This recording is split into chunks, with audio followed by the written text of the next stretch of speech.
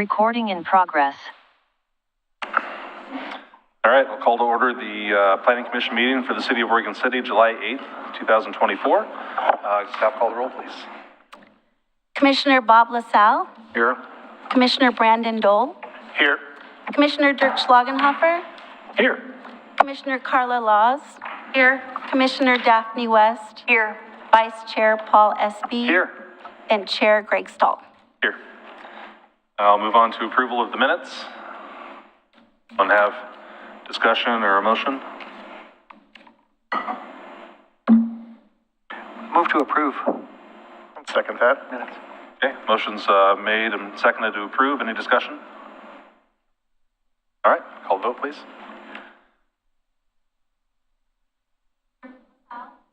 Aye.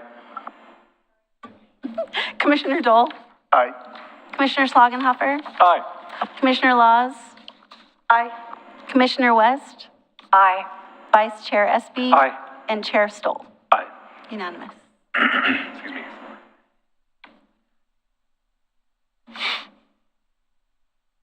Did you want to? Yeah. Okay, go ahead. Oh, you had something?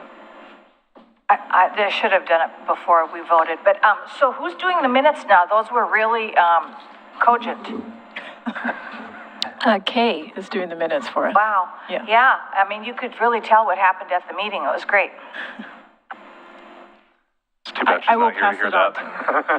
Let her know. I thought it was a lot different than how it was, a couple of years ago and things. Yeah, that'll be in the minutes. There you go, yeah. Okay. I'll move on to public comments for items not on the agenda. Do we have anything? We do not. Let me just check.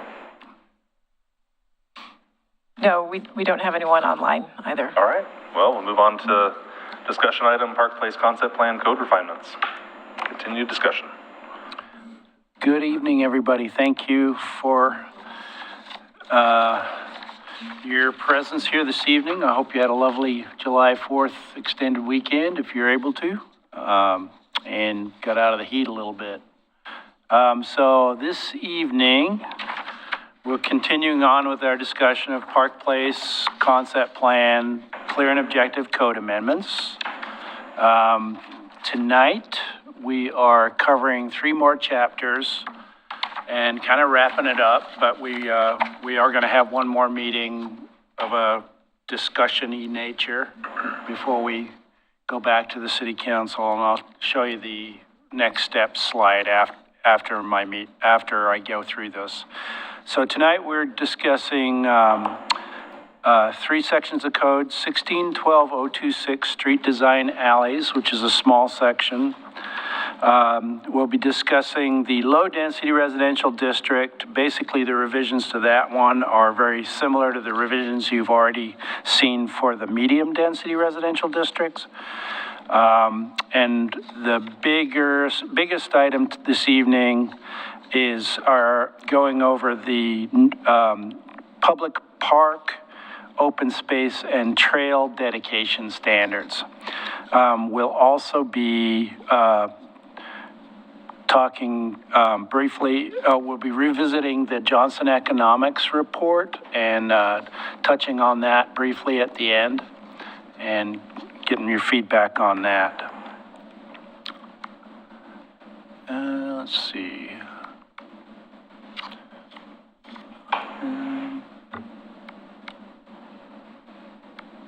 Can you change the slide?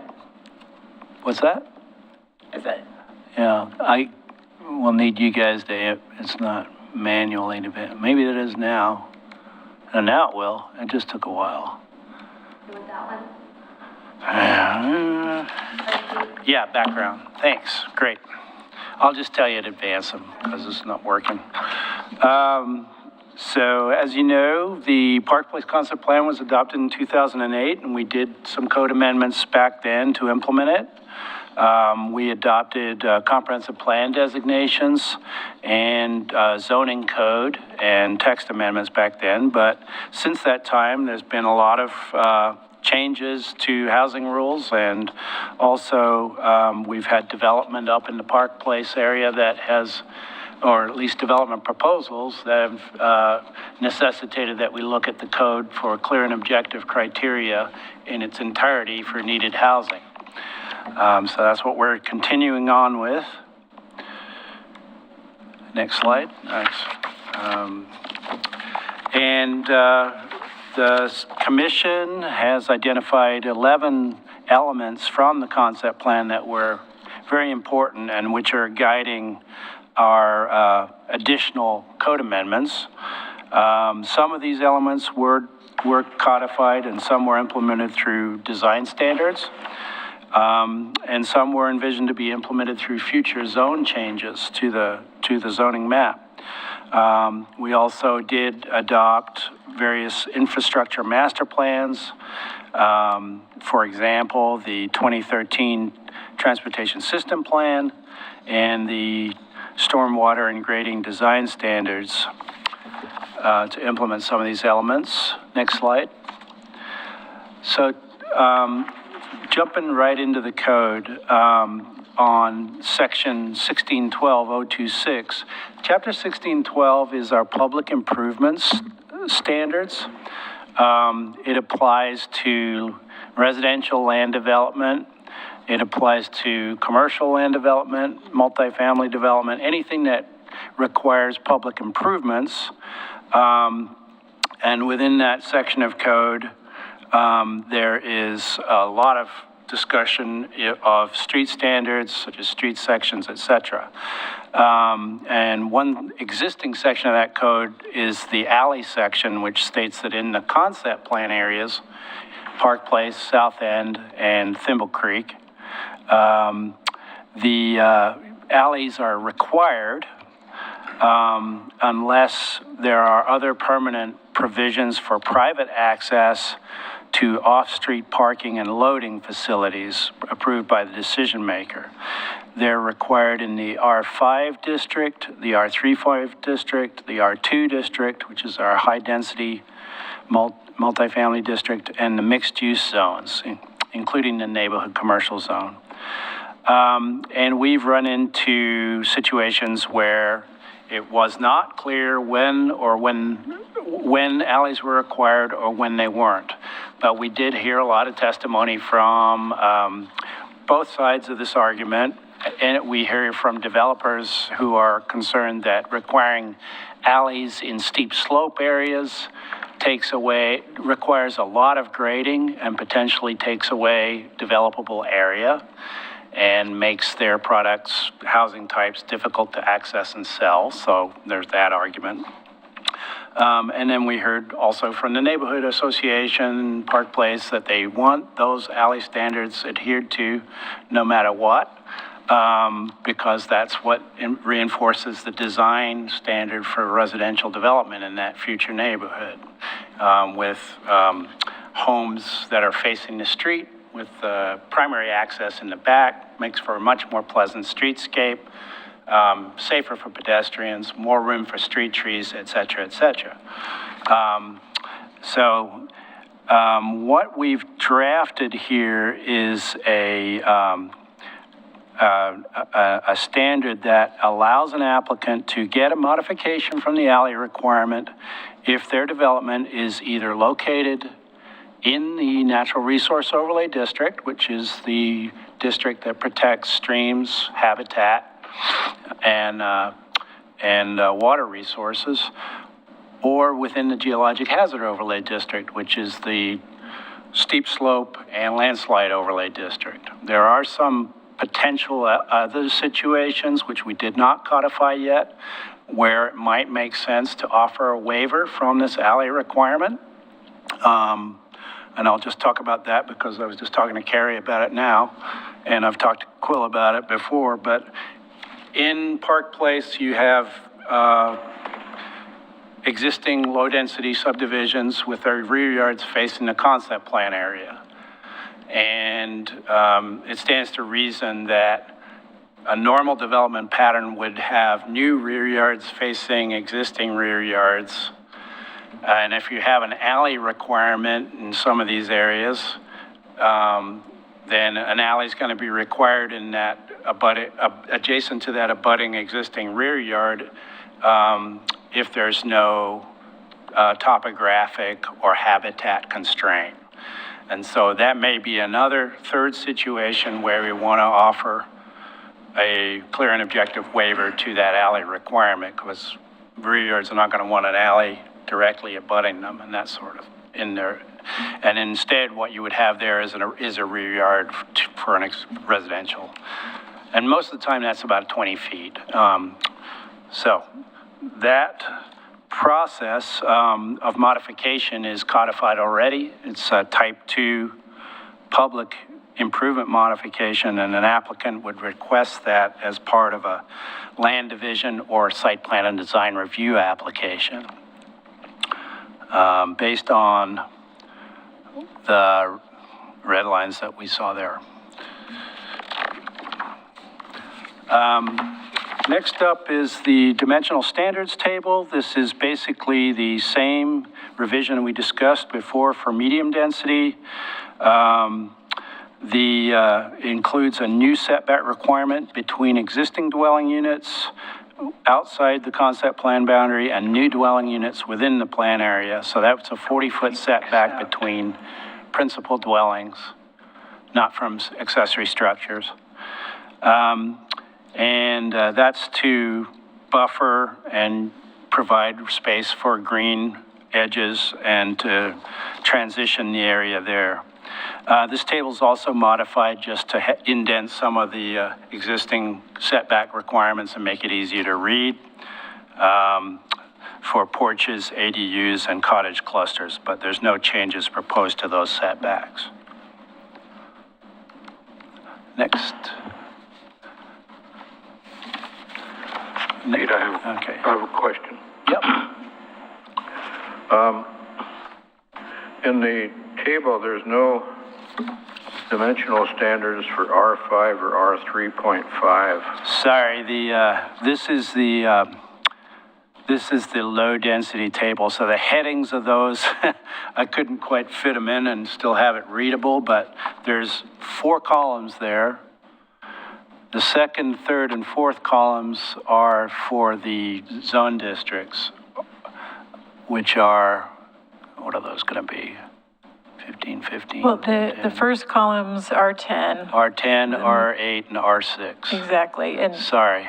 Yeah. Commissioner LaSalle, the R5 and R3.5 were in a section of code that we reviewed at the last meeting. They're actually in 17.10. That's why you're not seeing it show up here. Oh, The medium okay. density zone. Well, let's see then. I had another question here on that. Okay.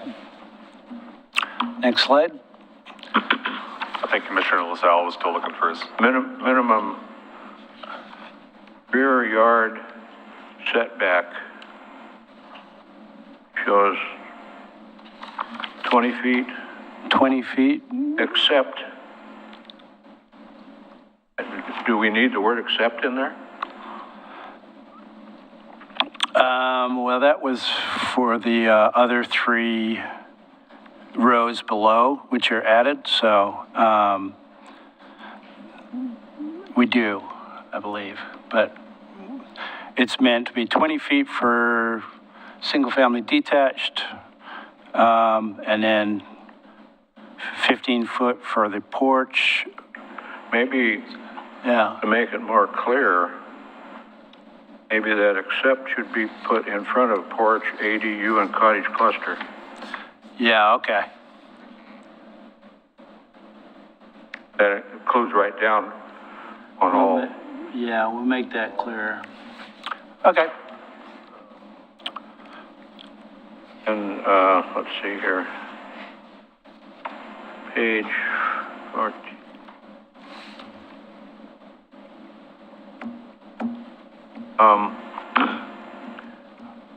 Maybe you'll get to it yet, but on 1708.045, exceptions to setbacks.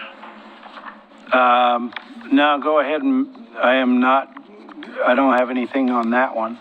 Oh, okay, my question is item B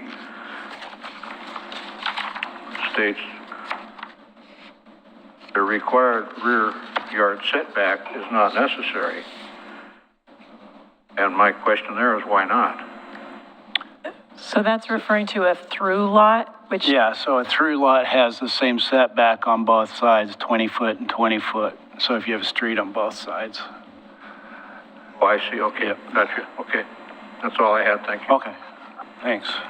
Are the alley loaded lots, does that count as a through lot with the alley? I don't remember what the definition is for a through lot, but I think it refers to streets, not alleys. Yeah. Okay, thank you. Because we do have different setbacks for detached garages on alleys and that sort of thing. Okay. Yeah. But good point. Pete, I had a question for you on the garage setback. Am I reading it correctly that if there's an alleyway, the setback from the rear property line is 5 feet for a garage? Yeah. Just thinking out loud here, forgive me for doing that.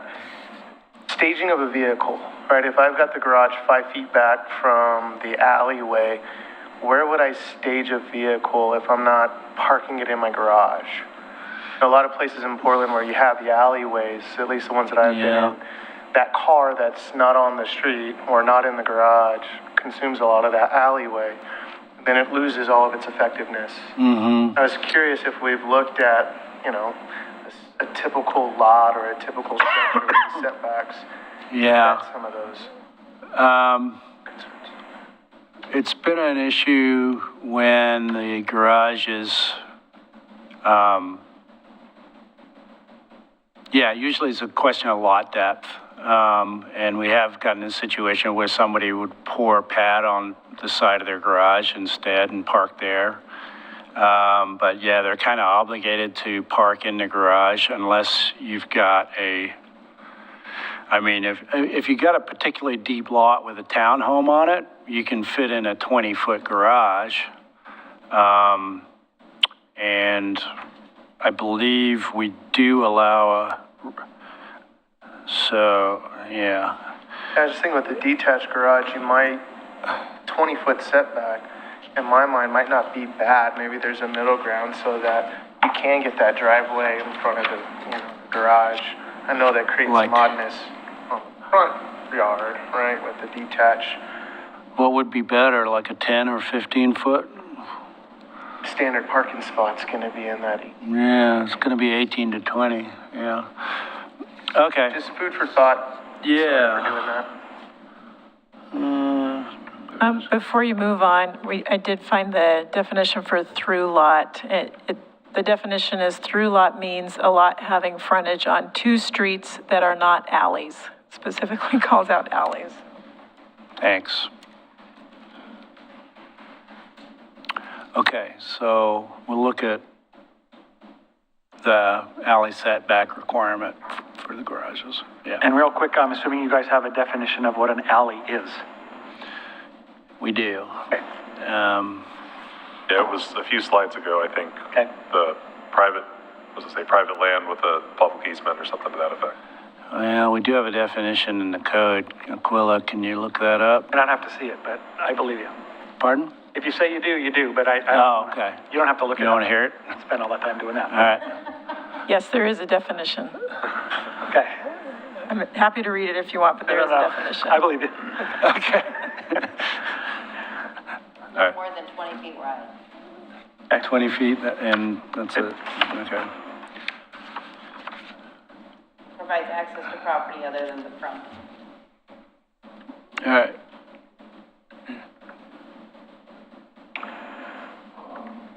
It refers to, let's see here. Minimum lot size for resident uses shall be a minimum of 10,000 square feet, blah, blah, blah. Minimum lot size shall be 1,500 square feet for townhouses. Is there a code that states what percentage of that lot the dwelling should or could occupy? Yeah, that'd be under the lot coverage just a little bit down from there, but it's not shown on my slide. It's in the table. 40, it would still be 40% for the townhomes. So that's your limiting factor on that one. Okay, thank you. Yep. Okay.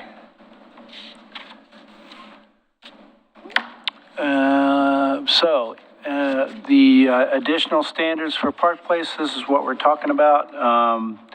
Next slide. So it's the same perimeter transition code language that we discussed for the medium density residential zone. So along the boundary, where any portion of a lot abuts that area, the use is limited to residential uses, roads, parks, trails, and open space. Next slide. There are minimum lot sizes in the transition, so it's 10,000 square feet for single-family detached duplex and triplex, 1,500 square feet for townhomes, and that's a prior code revision that implements the middle housing requirements, and 10,000 square feet for quadplexes and cottage clusters. So these minimum lot sizes are not eligible for modification or variance. Sorry, I had a question about that, Pete. Okay. Is that part of the code already? No. Could you vary those minimum lot sizes through a master plan? Should there be a because what if those abutting lots have a natural resource area or a steep slope, and that impacts the ability of the minimum lot sizes to work with development? And I'm just, Sure. that seems like a very strict standard that you can't vary those lot sizes under any circumstance. Yeah. And that, Yeah, okay. I just thought maybe a master plan it would be a discretionary review, so the planning commission wouldn't have to approve it, but might give an applicant some flexibility on those abutting lots. An idea. Yeah, so it'd be a type 3 review, whether it was master plan, variance, or variance. So, okay. All right, I'm throwing it out for the planning commission. I'm Yeah, not what is the planning commission advocating, think? I'm just, Yeah. Commissioner LaSalle?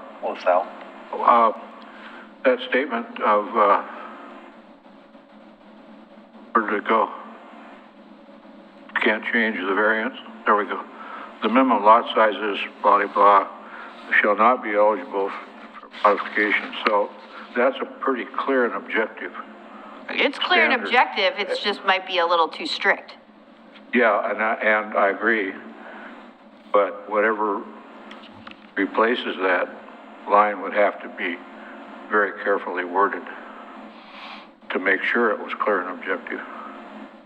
Well, not if it's the alternative track. Right, so you'd still have a clear and objective standard. If you removed that sentence, they would just refer to either a master plan or a variance requirement. I guess the question is, does the planning commission consider the level of review adequate if it's a type 2 and they requested a modification to that standard as part of a type 2 subdivision, for example? We could write approval criteria for that, similar to the other sections that we've already written. Well, I think that flexibility is good, but the only amount that I'd be able to stomach is a certain percentage, like 20 or 15% of the required lot size or something like that. That makes sense? Yeah.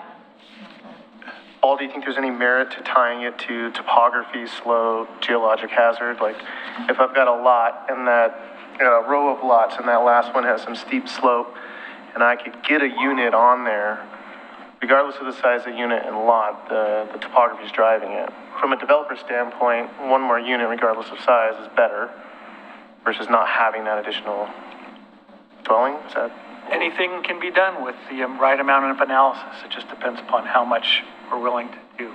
Right, well, I think that what I was thinking was if you did a master plan, you would theoretically have greater diversity in your lot sizes anyway, because you don't want just a stamped plan. You want to do something different because of some reason. And that might allow you some greater variety in lot sizes. And that would be a discretionary review, which would go through an alternative track. You still have your clear and objective track. And so you could go through a master plan and get some variety. That's a different question than what Pete is talking about. Okay, then you could get a variance, which would just look at one lot, which might not be as holistic, would also be an alternative track. And then I think Pete was talking about the third option would be modification, which under the code is a type 2. So that wouldn't go to the planning commission. So maybe that's not somewhere you want to go. In my opinion, a type 2 would be fine enough review if you had certain criteria. Some that you sideboards. were reviewing against. If you just left it open-ended without a percentage or, you know, a driver from a contextual driver, then I don't think a type 2 is enough. But I do agree you need that flexibility and make it easier on the developer. So you could say the minimum lot sizes could be varied up to 20% through the type 2. Through a modification. Modification. And then if you want to do something greater than that, you have to go through a master plan or a variance. And that would come to the planning commission. What's an easier mechanism, variance or type 2? Well, we have a type 2 administrative variance, which is public notice and comment, but not a hearing, and it applies to certain types of things, so you could potentially add this to the list of administrative variances. The criteria for getting a modification is better meets the standards, right? Which is very mushy. Very mushy. And the criteria, there are more criteria for a variance. Yeah. There are like 4 or 5 criteria for a variance, is my recollection. Right. So I would say it's harder to get a variance Right. than a modification. Yeah. Especially if you're dealing with like properties. I don't know if you guys have that, but that can be pretty tough it can be a pretty tough test. You're looking at the like properties analysis and a variance. Right. Yeah, we can say, oh, we'll just throw a variance at it and they should be fine, but then when you actually get into the nitty gritty, they may not be able to So the do it. We're probably right back to where we are, square A. Yeah, the variance criteria includes, you know, what is the impact on the adjacent neighborhood? Yeah. Modification is kind of like, do you meet the intent of the standard? Maybe type 2 is more expedient. Pardon? Maybe type 2 is more expedient then? Yeah. Yes. Okay. Yeah. If it was type 3, then would that kick the entire thing into a planning commission decision? Because Yes. right now, if there's one thing that's type 3, all the things are type 3, correct? I mean, all the issues within if you have, I don't know, 6 items in a plan that are type 2 and then one's type 3, then they all become type 3? It depends. No? It Okay. depends on where in the development process you are, but in general, yes. Okay. Yes. So I think we could tie it, I mean, because a couple slides ago, you know, in the draft language, you had alleyways tied to NROD and steep slopes. I think Right. that'd be easy enough to, you know, Kind same of thing. slide that in there. Yeah. Yeah. Similar. Okay. Yeah, that's good. Great. Okay, so within that 40-foot setback area between the 2 dwellings, there's going to be, the applicant can choose a combination of screening, landscaping, preservation of existing trees, or planting of new trees to soften that buffer area. And there's potential to use the NROD buffer in that area as well. So I won't show you all of that code. It's fairly detailed, but you've seen that before in the medium density. So skip through the next slide. Can we pause just for a second? Yeah. So those standards that you just reviewed are the same standards that you reviewed last time, but in a different section. So I just want to double check. Would you like us to carry these edits and changes through to the medium density? Medium density, yeah. As well? Okay. So it Just wanna affects the double check that. R5 district as well as the R10. Or 3.5. Well, there's no R3.5 in Park Place unless Okay. somebody requests a zone change. Okay. So, but the medium density zone has R35 in it, but there's none up in Park Place as the default. The default is R5. So, yeah. do we need to include our 3.5 then, so that sort of the background is taken care of if somebody does request a zone change? It will be. Oh, it's already, yeah, okay. Yeah, Okay, yeah, okay, thank you. okay. All right.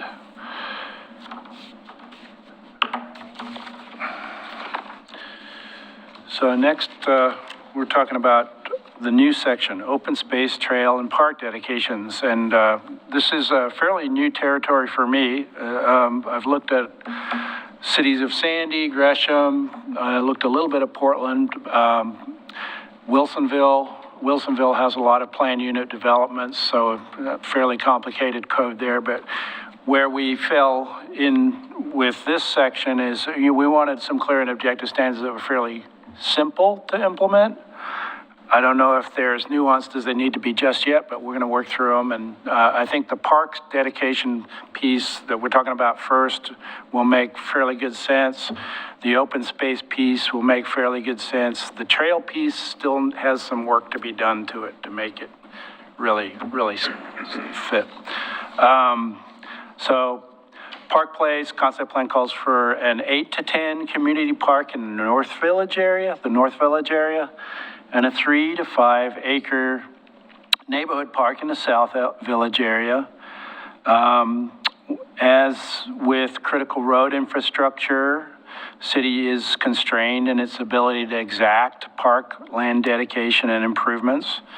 They have to be proportional to the impact of the development, so that's what we're attempting to nail with this section in order to implement the key elements, which are an extensive system of off-street and on-street trails and pedestrian bicycle connections, and integration of parks and open spaces into existing and future neighborhoods. So this is all new code. This is not red lines, so it's all in black here. This section 3 will cross-reference specific adopted plans and figures in the Parks and Trails Master Plans, the Park Place Concept Plan, and the Oregon City Transportation System Plan. And we will update these to include the proper page references. We also, I'm not showing these figures on the slides tonight, but they are in your packet as attachments. We have some work to do to identify the specific trails that are common to the most recent adopted plans. And Parks is going through their plan update right now as well. So we're coordinating with the park staff as well on the trail alignments and which ones we're talking about, because we don't want to get into a debate about which trail we're requiring a dedication for. So Park Place Concept Plan, when you look at the figures in that trails figure, there are 5 different types of trails discussed. Some of those have different names that are in the Trails Master Plan. We're going to nail that. I just wanted to be sure that the adopted figures and plans are listed the same way that they are listed in the overlay districts when we're going to require dedication of, those kinds of resource areas and that kind of thing. Next slide. For any non-residential developments, commercial, multifamily, mixed use, they're going to be paying a fee in lieu of dedication. That fee in lieu will be set by our fee schedule and adopted yearly.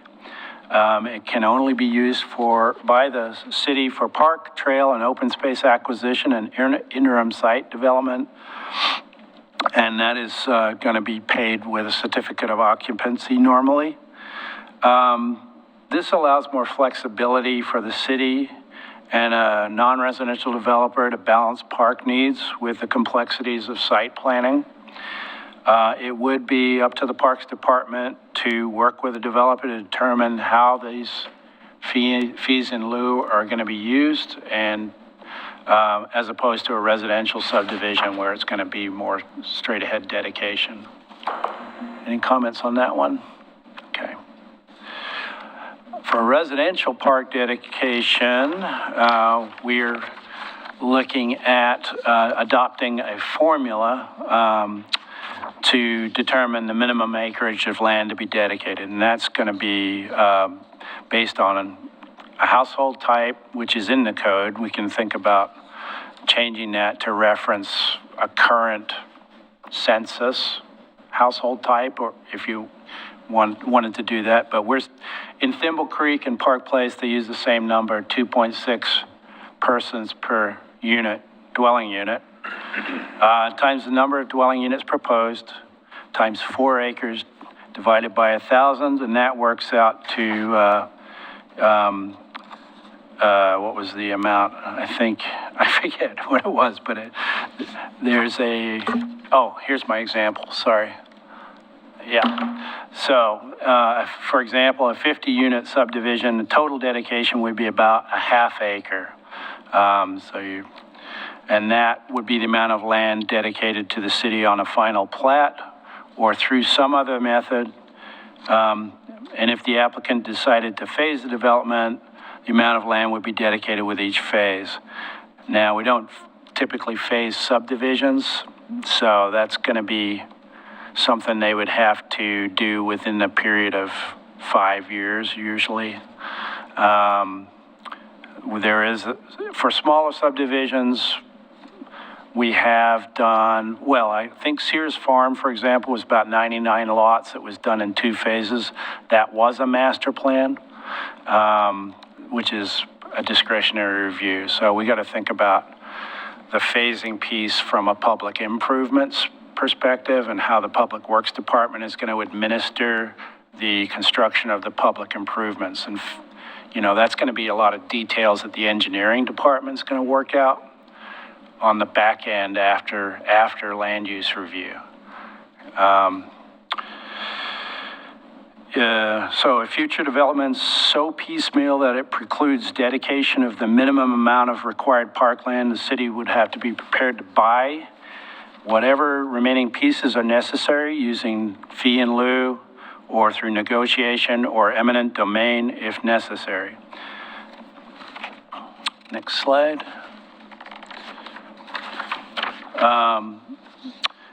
So this is the residential dedication reimbursement and fee in lieu standards here. So if a developer proposes more parkland than is required based on the formula I just discussed, that would not be a proportional exaction. So this code section requires that the city pay the applicant for any excess dedication based on a real market assessment prepared by a licensed appraiser. It's unlikely that this scenario would occur, but the code section provides clarity for how both parties would determine and agree to the amount of reimbursement in that situation. And that's the same piece of code that is in the Thimble Creek concept plan as well. So the next piece is the location and development standards for the parks themselves. So when we're talking about the North Village Park, the larger community park of 8 acres minimum, we're saying that the total minimum amount of land dedicated for the North Village Regional Park is 8 acres. And whether that's in one development or more than one development, that's what we're saying. At least half of the frontage of that park has to abut a publicly dedicated street. And if it's at an intersection, you can use both street frontages to make that calculation and meet that standard. The minimum size dedication that the city will accept is 3 acres, But if your proportional share calculation works out to less than 3 acres, you get to pay fee in lieu instead of that. The reason why we set on 3 acres is because Parks Department staff, their Parks Master Plan has talked about anything less than 3 acres is not really a workable park for them to maintain. So that's why that is. And a minimum park, sorry? I have a question. Yeah. Item A says the total minimum amount be 8 acres. And then item C says the minimum size dedication city will accept will be 3 acres. So one says minimum is 8 and the other says minimum is 3. Yeah, I think it's a nomenclature issue here. So I think 1A is really saying that the total park size for the North Village area is 8 acres. But they don't have to be But they don't- abutting. No. They don't, So so, you could so have- the total amount of parkland in the north community will be 8 acres. But it may be made up of a 3 acre, a 3 acre, and a 2.5, or, you know, a 3.5 and a 3.5. Oh, okay, gotcha. Thanks. Does that make sense? Yeah. Could we add the word contiguous to 3 acres? Would that? Well, I think we need to talk about this because clear it's that not up. in the code. And contiguity is usually something that we do need to drill into and specify in the code. How much of that acreage we want it to be contiguous. Well, no, As I'm we- just saying that yeah. for the 3 acre part, because I think the intent is the minimum size park you can have is a 3 contiguous Yeah. acre park. So if we could just add the word contiguous to 3 in that part, I think that would satisfy Commissioner LaSalle's concern and solidify the intent. Would that do it? So you're saying in item C, Yes, minimum size dedication, city will accept 3 contiguous acres. correct. So you could have 1 3 acre park, you could have 1 5 acre park, and that would satisfy it. Yeah, yeah. Or 2 4s or 3.5 and a 4.5 or whatever. But you're never gonna have a park that's less than 3. Correct.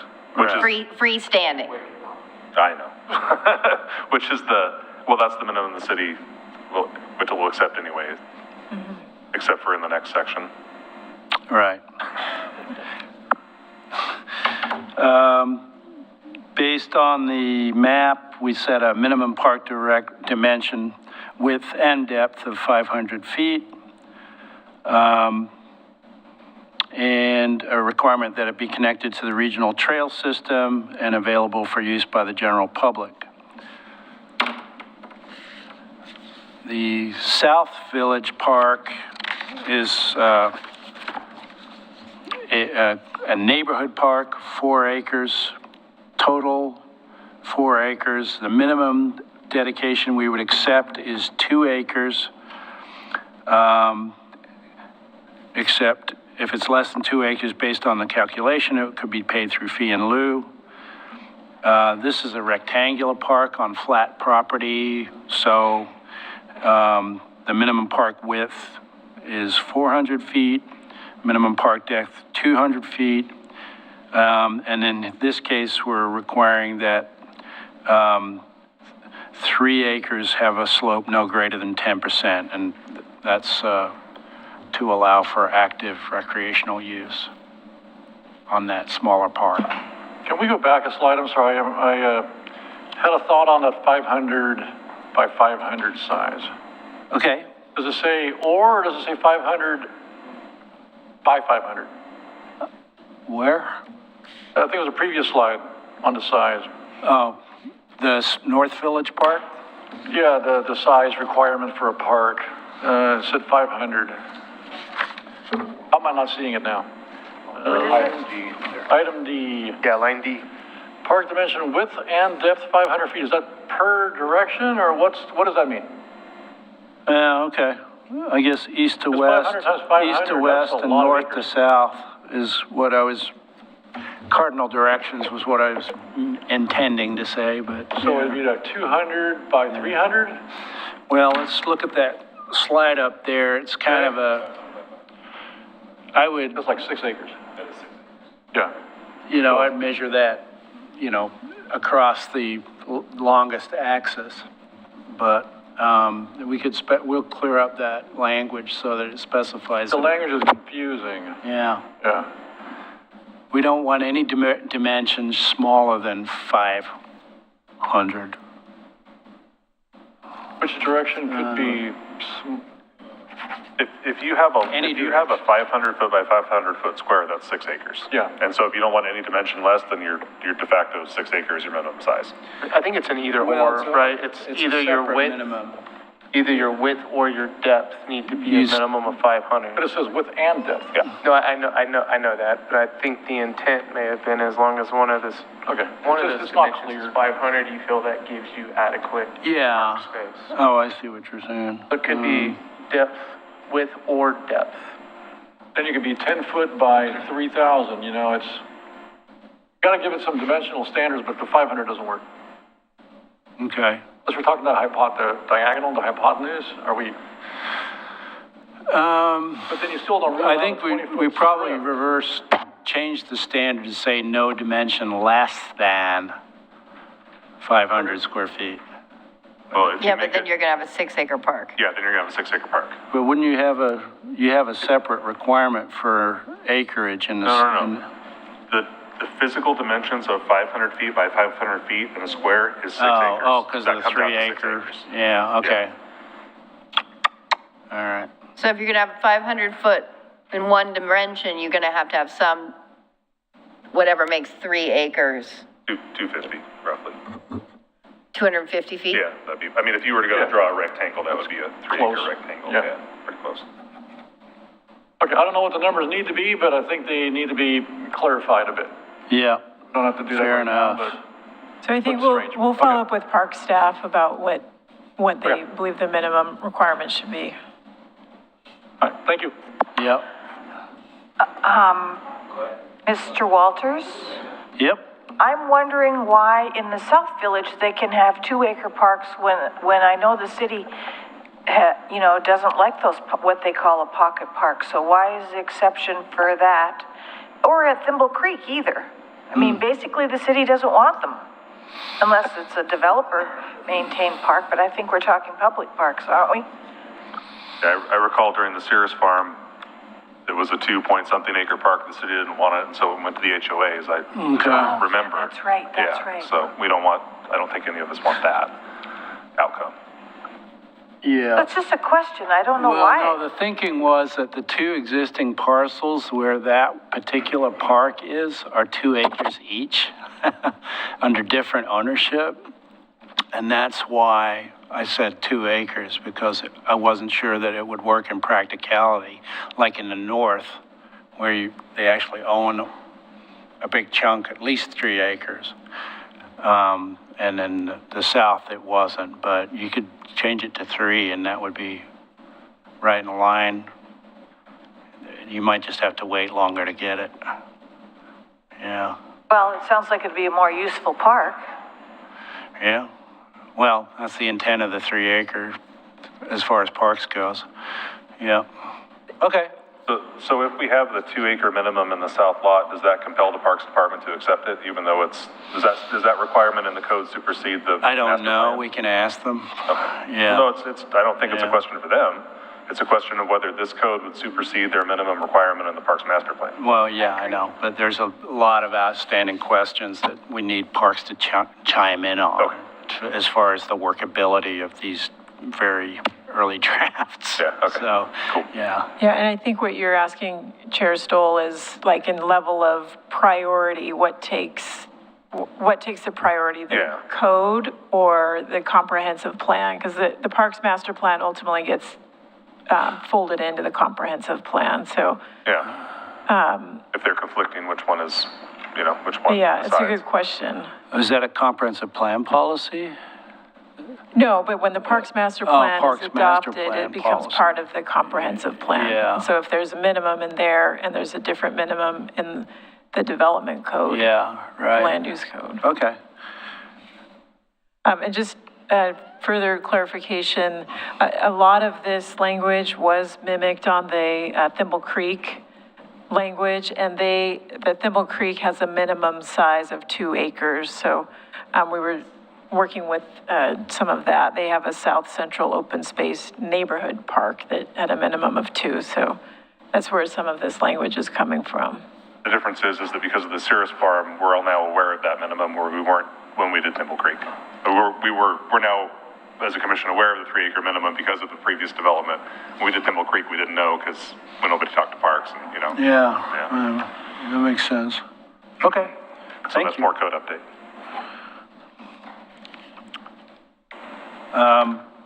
So the next section we have is just clarifying open space dedication. We're saying that residential and non-residential development may propose, this is permissive, dedication and protection of open space as part of their development. This is not eligible to count toward parkland dedication requirements that we've talked about. The types of open space that may be provided are lands that fall within the Natural Resource Overlay District. Other greenways, which are potentially like private HOA greenways, or linear areas that they propose. For example, we were talking about the Barlow Trail or something like that, which could include bicycle paths or footpaths connecting greenways between residences and activity areas.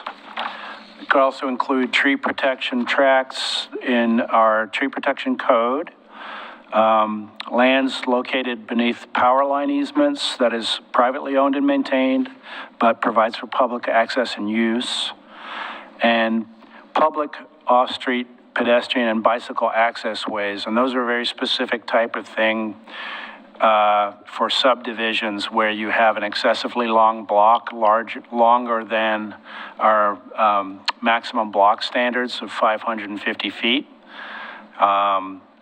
In situations where you cannot connect a public street to break up that block, we require pedestrian and bicycle access way instead, which is about a 15-foot wide easement area with about I think a 12-foot path within it. So we do need to look at this a little bit harder to see whether this works with the next section I'm going to talk about, which is the trail dedication piece, because we are going back to a clear and objective requirement for a trail dedication, which we're going to talk about next. But open space dedication was proposed for Park Place Crossing, and any open space, they need to specify in the application the boundaries of the open space, how it's going to be maintained, who's going to own it, and what public access is going to be provided. So that's the open space piece. And let's see. Yeah, next slide. And finally, trail dedication. So the Parks Master Plan, talked to Tom Kissinger, and they're using a standard of 0.35 miles of trail per 1,000 residents, which equates to about 1.8 feet of linear trail per resident.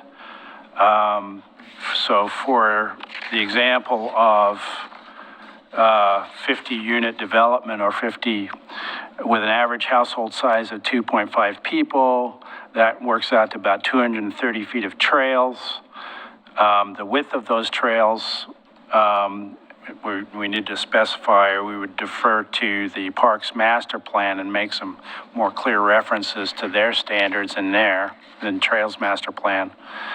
And so this is a situation where we need to flesh this out a little bit more to talk about how they can dedicate it, whether they provide an easement, whether they can provide fee in lieu as well, and just build whatever they're proportionally required to build, or just dedicate it, take the fee in lieu and build it later too. So there's probably a need for greater flexibility with the trail piece, and some additional language there. Does anybody have any input on or experience with trail dedication requirements? Because this is all new to me, so I was like, it was a standard that we adopted from the city of Sandy has a similar standard as well, but they call it, they basically say if your open space, if the open space that you're dedicating is for a trail, then you have various options. You can pay fee in lieu, you can do an easement, you can do dedication, you have a lot of flexibility. But I think it puts the Parks Department on notice that they need to talk to the developer up front and start thinking about the future trail when the land use is being reviewed. So, yeah. I have one. Mr. Walters, so does this assume they're going to connect to another larger trail? Yeah, so this is going to be... Because that's, just a little piece, so you don't want a piece going to nowhere. Right. Or do you? You might, if you have capital money that you're going to connect. Yeah. Huh? You might want pieces, because if you get enough of them, and then you can find grant money to fill in the rest, that makes sense. Yeah. Okay. The materials used for the trail, in terms of like bedding and other things, would that be more of a decision for parks, or would we want to look at any of that for ourselves in terms of any stipulations? I think you make suggestions and comments. That's perfectly all right. Yeah. Just because if there's an investment in having this happen, we'd want them to be environmentally friendly yet sustainable long-term. Yeah, okay. Yeah, in the natural resource overlay district, certain types of trails are already exempt, soft trails and impervious trails. Parks has a lot more specifications that are not codified that, in the appendices of the Trails Master Plan, which I think we want to make clear reference to. So, yeah. Well, just to add on to that, I think that, I guess I'd want to verify this with the park staff, but I think we'd want to leave it a little bit higher level and really just focus the code on how we acquire the land, because if we do get it piecemeal, we may just have an easement without an actual trail until we get more easements, and then the trail would get built. And that may be have some time distance, and then there could be different means and methods of building trails by the time it actually gets constructed. So I think we'd want to think about that a little bit, about how much specificity we put in the code for the materials. And I do think it can seem a little bit like dreamy to just get one little section of trail and, when is it going to connect? But that, in my previous experience, that's one of the ways of doing it. It's just kind of working with each land application that comes in and working with that developer. I will give the caveat that I think that previous experience was prior to some of the more recent state legislation, so we may have to just come at it a different way, but it can be worth it to get those pieces at a time. Okay. And that is the last piece of code we're going to show you tonight, and then we're going to talk about the Johnson Economics Report. Before we move on, can we get... But we wanted to ask you if you want to take a break before we get into that. Yeah. I mean, it's only been an hour. Anybody need a break or? Okay. Before we move on, can we get, just email a copy of the Parks Master Plan just so we can see it and, Sure, you know, yeah. yeah, thank you. You want they're in the midst of a new one. Yeah. So you want the new one, right? Or If the one it's- that they're Well, I working mean, on? if is it done? It's done, and it will actually be coming through Planning Commission eventually to go through the whole planning, okay. comp plan adoption process. So- It's done but not adopted. I'm sorry, Done but not adopted? correct. Okay, yeah, I mean, I don't know then. Because Yeah, it's a, I just wanted to be able to get an idea when I read this of what it shows, so. Yeah. yeah. I want to include that All right, in the thank you. next packet, for sure. Okay. All right, so, staff contracted with Johnson Economics to write an updated report, market assessment of the North Village neighborhood commercial area and at the viability of the market to support neighborhood commercial redevelopment up there. We attached that to your packet. Next slide. The takeaways from that report, so we're looking at a market area at build out of about 1,800 households. They looked at about 2-mile market radius. Some things you already know from a previous meeting, but retail vacancies are rising sharply. The buying power within the market area is currently pretty limited. Much of the retail demand is already met outside this area due to the presence of larger shopping areas. The site requires the Holly Lane connection for vehicle traffic in order to be viable. Retailers generally prefer a more centralized location for convenient cross-shopping, but small-scale retails and services could be supported in the neighborhood commercial zone if residential development occurs. That's kind of the upshot of it. And the outlook could change with increased development, both within the market area and regionally as well. So if, for example, if the North End Master Plan landfill redevelopment occurs and that sort of thing, there are ancillary effects of that sort of thing on other commercial areas. So those are some of the takeaways from the report. But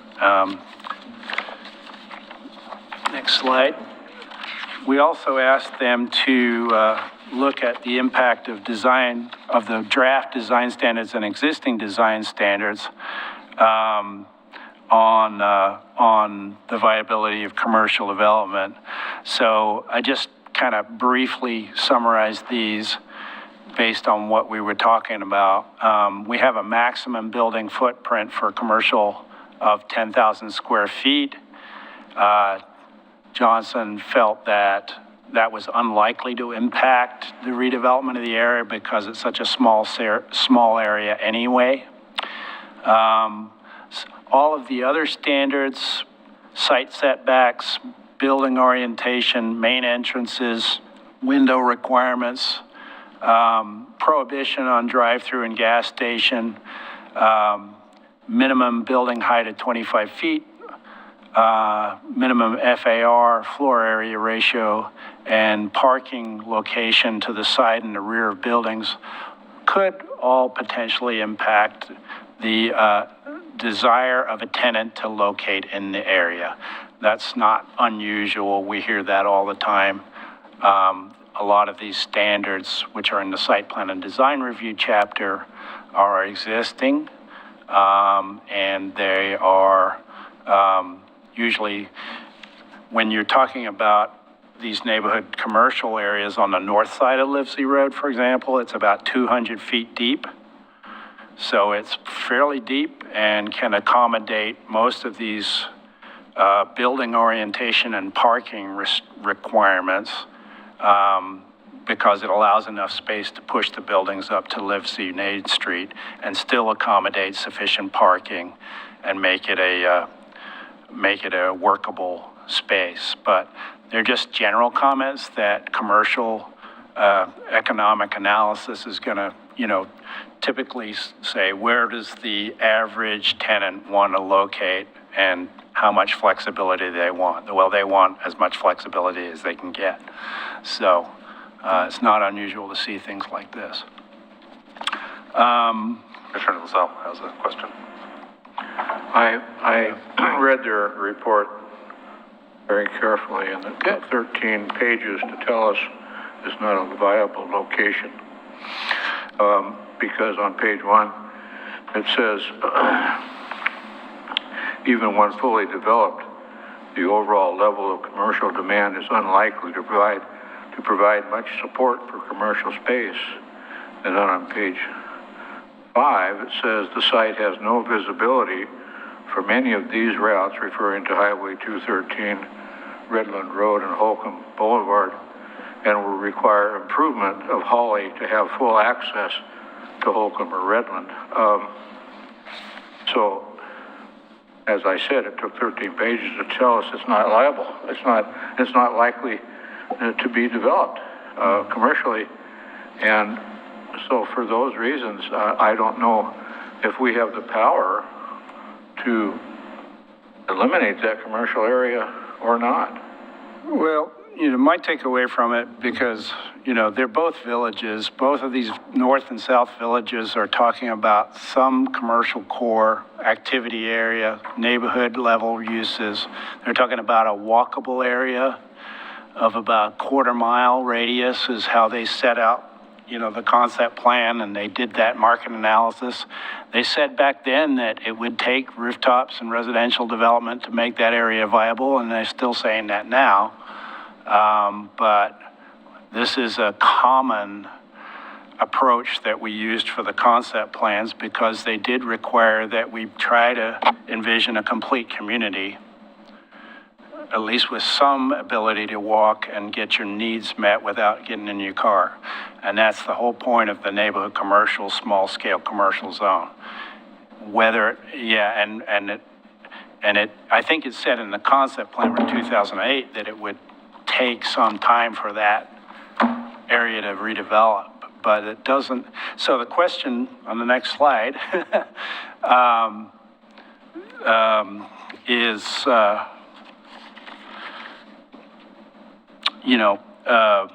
there may take a long time to realize. What we're asking you to give us input on are the options we previously discussed. And these are whether we want to, do we want to maintain the existing residential limit of 50% of building square footage? Or 2, do we want to increase that residential limit, say, to 75%? Or 3, to allow unlimited residential use within the NC zone other than single-family detached, which is allowed everywhere else. So, yep. Pete, I agree with you, and I think they did a really good job on the economic study, but I was just hoping that they would have reconciled the study. I mean, first of all, I think that the study was done, as you say, at the discrete moment, at the way the territory sits now. Yeah. Now, when it's underserved, under-accessed, and of course you're going to be able to come to the conclusion that you're not going to be able to do much up there. But I think what we have to do is look at vision, like we did with our comprehensive plan, where we have in our economic development section where the goal says to provide opportunities for a variety of goods, services, and employment options to work toward a dynamic and ecologically sound and socially equitable economy. And then so we've got all of these other policies that talk about walkable communities and supporting retention and expansion of local businesses, as well as recruitment of new businesses across a variety of sizes and types. And then we have strategies that we need to do to incorporate to make that all happen. And so I was hoping that I would see that a little bit more in that economic analysis to have a little bit more projection to say, yeah, you know, our comprehensive plan says this, and this is why I'm saying this now, but in the future, when all of this stuff starts to happen, it's possible that all of this, we could reach a critical mass where some of these smaller, simpler types of services could be provided in that community and reducing some of the traffic to the more regional. And of course, the you know, the regional businesses would still serve that community, but then it would maybe create some of the smaller businesses that would be allowed there would create more of a stopgap and reduce some of the traffic and create the walkable communities to, you know, for families to go out and get an ice cream cone if they want to or whatever. So that's, I mean, I guess that's my take on it. And I would really hate to bury the opportunity by removing that zone entirely with possibilities that we don't really know yet. I would think that we want to keep that at least for now. Mm-hmm. I think the other question that the commission wanted answered to is whether it's viable to see concurrent commercial development along there without any residential. And I think the report clearly establishes that you can't. So. They cannot? It's going to be very difficult to see neighborhood commercial without residential. That makes sense. You can have ideals in your comp plan, but this isn't an idealist document. This is a very real numbers-based population, percentage of the population required to support a business within a quarter mile. And if you want a quarter mile walkability, that's fine, but you have to have a lot of density within that quarter mile to make it have enough of a customer base to support. Right. Fair enough. Yep. Whatever, ice cream shop, coffee shop, or whatever. Yeah. Clarification on, can we go back one or two slides? The building footprint, that one. My recollection is the code is tenant footprint, not building footprint, is 10,000 feet, and that's also what's referenced in the report. Okay. Okay, will you repeat your question? Yeah, my recollection is that the code says maximum 10,000 square foot tenant footprint, not building footprint. So tenant footprint within a building is the maximum as opposed to building footprint of 10,000 feet.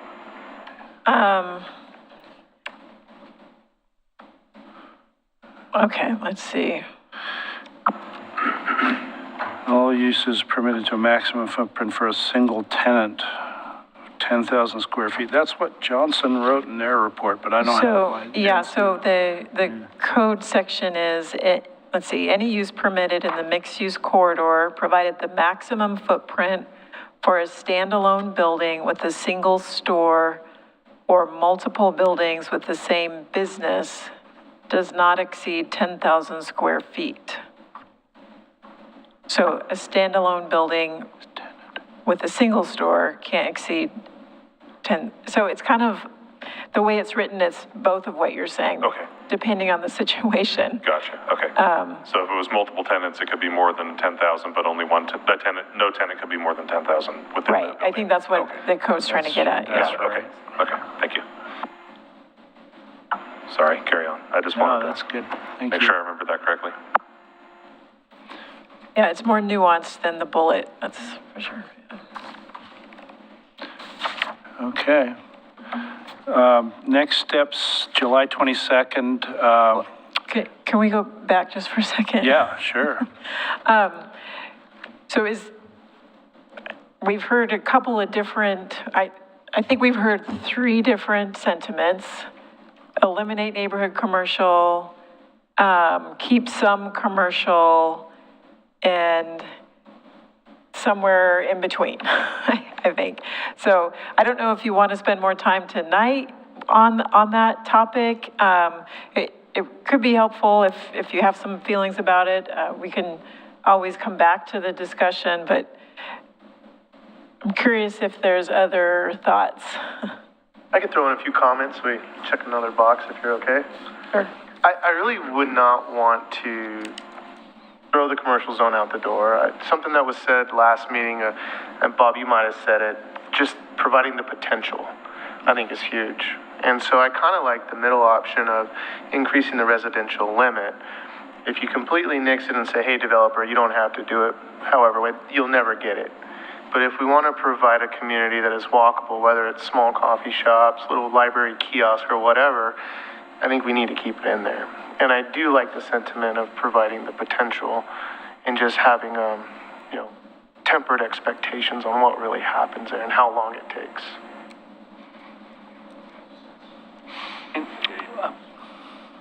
I was just gonna suggest that we could just kind of go down the line and each of us kind of think about it, and then we can, or say our piece, rather than replying and having a conversation about each one, and then we can have a conversation. Does that work for everybody? Okay. We'll just go straight down the line. So I agree.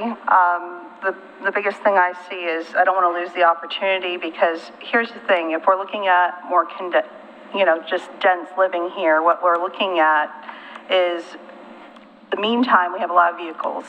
If we're trying to eliminate people going down the hill and driving and we have congestion, if we can implement an opportunity for commercial at some point over time in a phase, that would help, for a small errand possibly to be eliminated by going down the hill. On top of it, or, coffee shop, like we were saying, or ice cream. The other thing is the opportunity to have eventually, if it's a business and someone's going to go there, maybe some cars won't be parked there quite as long. And then long term is the fact is people won't be maybe having cars as often. There'll be more shuttles long term, or that it would be a missed opportunity not to have some type of neighborhood where it has mixed use and having, businesses locally. I see the opportunity. I wouldn't want to miss that. So. I agree with both Commissioner Laws and Commissioner Dole. I don't want to see it all completely thrown out, and I like the allowing more, or the 75% of building square footage you can have residential. So does that mean the live work is what you're going to be doing more in there? Yeah.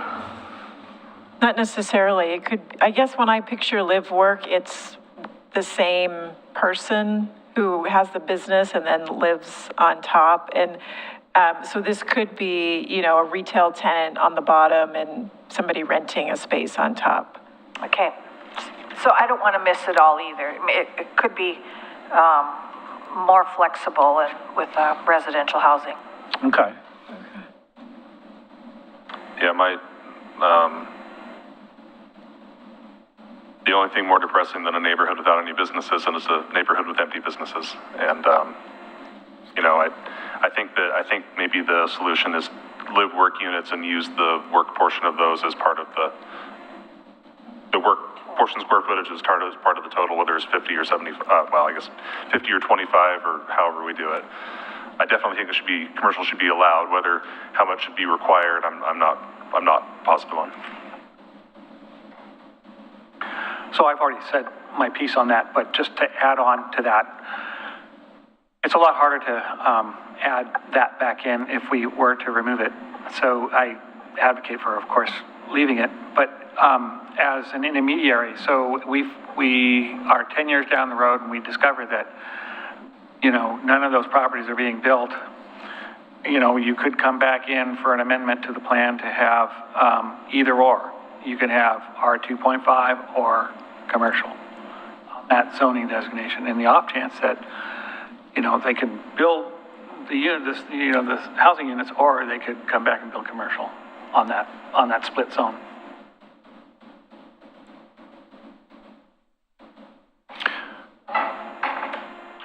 Okay, I think I've said it before, and I think the city has already seen what happens when you make somebody build something because it's required, that doesn't lease out. It doesn't make any sense. But then, as Commissioner Dole said, if you build something in its place, then you can't go back. So what I don't know is how does it look? Do we have to set land aside and just nothing gets built in case someday down the road it becomes, it becomes the use that we need? But then can you ask property owners to not build anything for 10 years because we may possibly need the land later? So I don't know how that works. Maybe we can build structures that can be easily converted later, but it gets very confusing, and I think that's the part of the equation I can't quite figure out.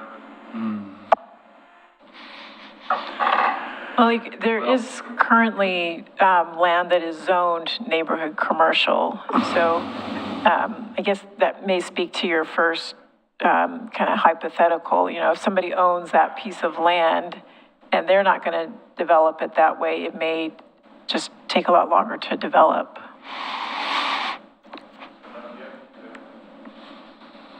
Well, I'll respect the rest of the commission's opinions. However, I won't change mine. I envision that commercial property sitting there for years because the last developer that wanted to develop this area said he was not going to develop any commercial property down there at all. Any developer that would be building in the North Village there would probably be strictly residential. And so I deal in realities, and the reality is that commercial property will sit there for years and years and years because it would not attract any substantial amount of customers, no matter what kind of business you have there. So I think that I don't know how we would do this. I would encourage live-work buildings there. That would be between the two types. But I can't see it remaining strictly as a commercial there. Well, I'll go along with the rest of the commission, but you have my opinion. The report was saying the last sizable project was built in 2007. I mean, not a lot of new retail has been added. I'm guessing it was the little Cooperstown. Do you think maybe? Or OC Point probably, I'm guessing. And the other thing that was such a dire statement in that report is that retail with the online shopping is just, it's not Oregon City, it's not numbers of people and houses nearby, it's just trends have changed. So I'm gonna say leave it in and compromise on how much residential or, can be added to it. But I'm kind of doubtful that a lot of that will happen for a while either. Yeah, I think, the report says, and as you said, that the primary occupancy of any commercial use in this neighborhood would probably be more service-oriented than retail. I have a vague recollection of Thimble Creek where we did something where we had live-work units and you could do retail that was associated with the business, so a hair salon could sell hair products and something along those lines. I don't remember exactly, but I don't know if that applies here or not because it's a different zone.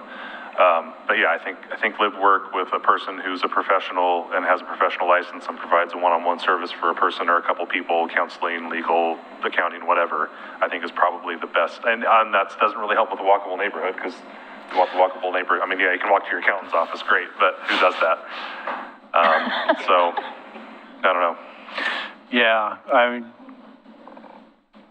if we increase the amount of allowed residential use, potentially you've got either rental or owned residential units there. And they can do home occupation type service uses. They just can't sell products. So that's the thing about a home occupation. They're not allowed to have customers come to them and go away. But so would that apply for a live-work unit in the neighborhood commercial zone? So I think live-work's totally different because live-work has much more they can sell. And that's You almost want an enhanced home occupation. What's that again? An enhanced home occupation type of allowance. The other thing I was going to mention, because of Thimble Creek being an employment concept plan, or at least half of it, and I think you guys had a lot more consideration about what types of home occupations could go on in Thimble Creek and have expanded just like you're talking about. Yeah. So how many business licenses for home occupations do you guys approve every month? Oh, probably about 10, maybe? 10? 5 to 10, yeah. I know, because I process them, we do anywhere between 20 and 30. Wow. And they go from bakery to psych services to gun sales. Oh, so... Only 2 gun sales, but... Okay. gun sales in Lake Oswego nonetheless. So they can bake goods and sell them from their. They can bake goods as long as no one's coming to the house to buy them. They can Right. bake them, and if they want to sell them to Starbucks or somewhere else, they can bake them in their house and do it. Right, right. Yeah. So I guess I'm just giving light to a shadow economy that's out there. It's out with there. people that are starting their incubator businesses, you know, at their own homes. Yeah, yeah. So I'm really hoping that we can provide as much opportunity for those folks as we can, because it benefits the city economic development wise. But I certainly wouldn't want to have a commercial desert either.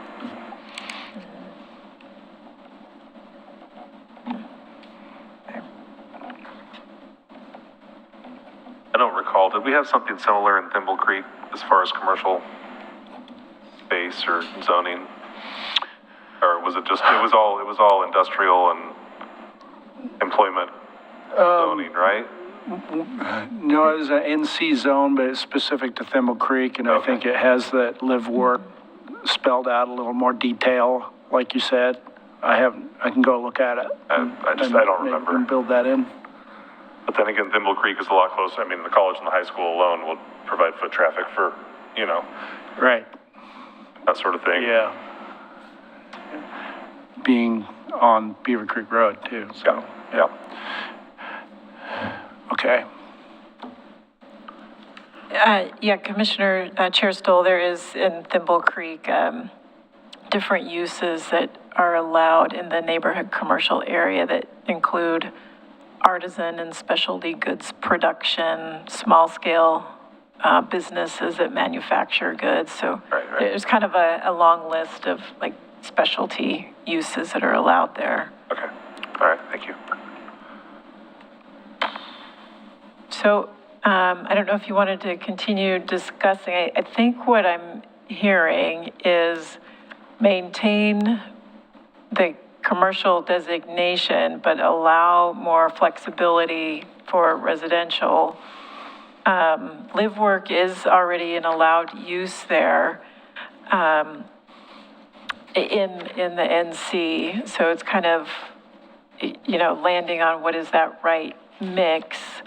And I think we could look at the enhanced home occupation. I don't know what that does for trying to create this node of activity.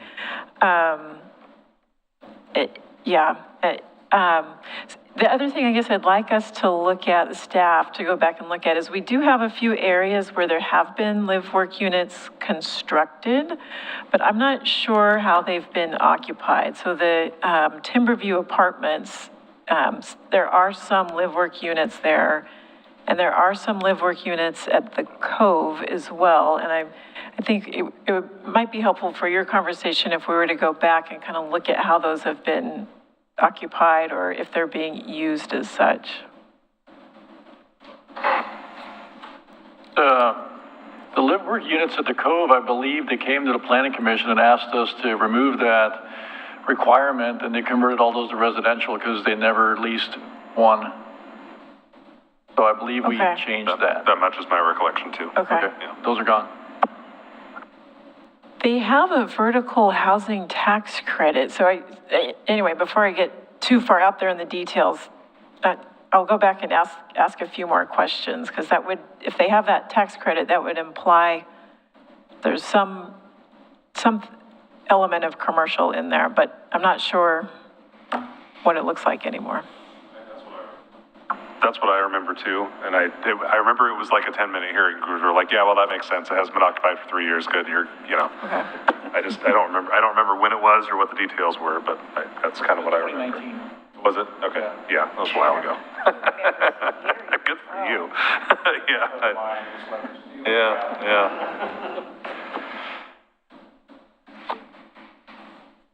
And I mean, to be fair, there's not much foot traffic. I mean, at that apartment complex either. You can't walk there from anywhere other than Clackamat Park, and even that's kind of a stretch, so.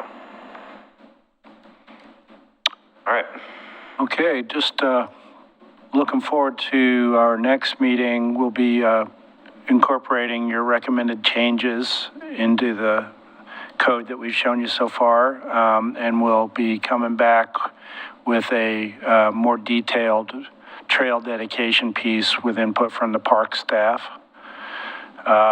We're also going to have a visit with Dana Webb, our city engineer, who's going to talk about the transportation system plan and how they rank the priorities of projects in the TSP, and provide some clarification on how that process works out and what they'll be, and how that informs the next TSP as well.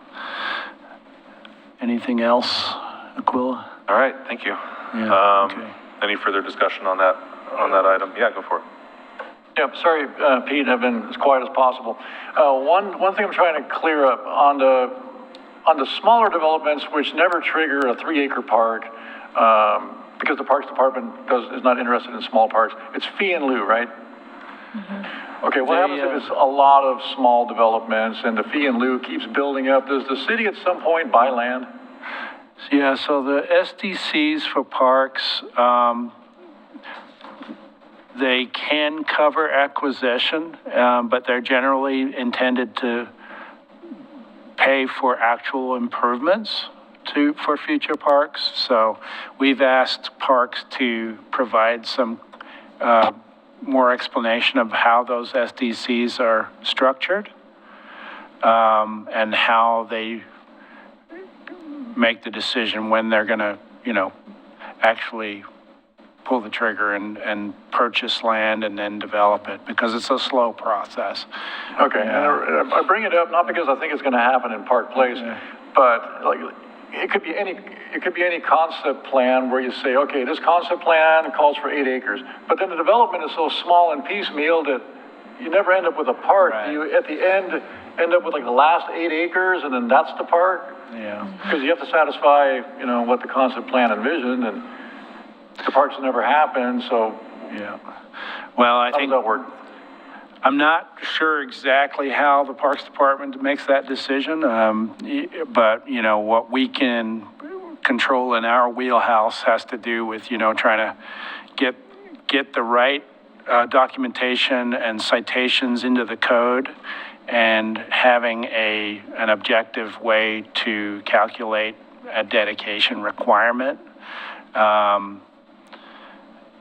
That needs to be in the code, I think, regardless, in order for us to, fully implement the plan. I think we can probably get input from Kendall on what their current master plan update is envisioning in terms of acquisition and improvement and priorities and timing and that sort of thing. But, I think the way this happens in practical application is that you don't have piecemeal development happening all at once. Right. You have piecemeal development happening over years, and you're seeing the ball start to roll down the hill for development, and then the parks would take the fee in lieu money that it has, whatever SDC funds that it can commit to improvements, and purchase land before it all gets developed, or until you only have 8 acres left. Right. I think that's how that would work. In my experience seeing concept plans developed all over the metro area, they're not piecemeal. They're not infill. Like, they are 2 or 3 developers, and they happen in big chunks. Okay. All right. Thank you. All right, anyone else? Okay, thank you. Move on to communications. I don't have any communications. Pete just talked about our next planning commission meeting. And I'd like to remind you of the volunteer appreciation night, and the date has just now escaped my memory, but I think it's this month sometime. July 30th, 6:30 p.m. at the Pioneer Community Center, 615 Thank you. 5th Street. Thank you. All right, any other communications? Good to the order? No? All right, we are adjourned.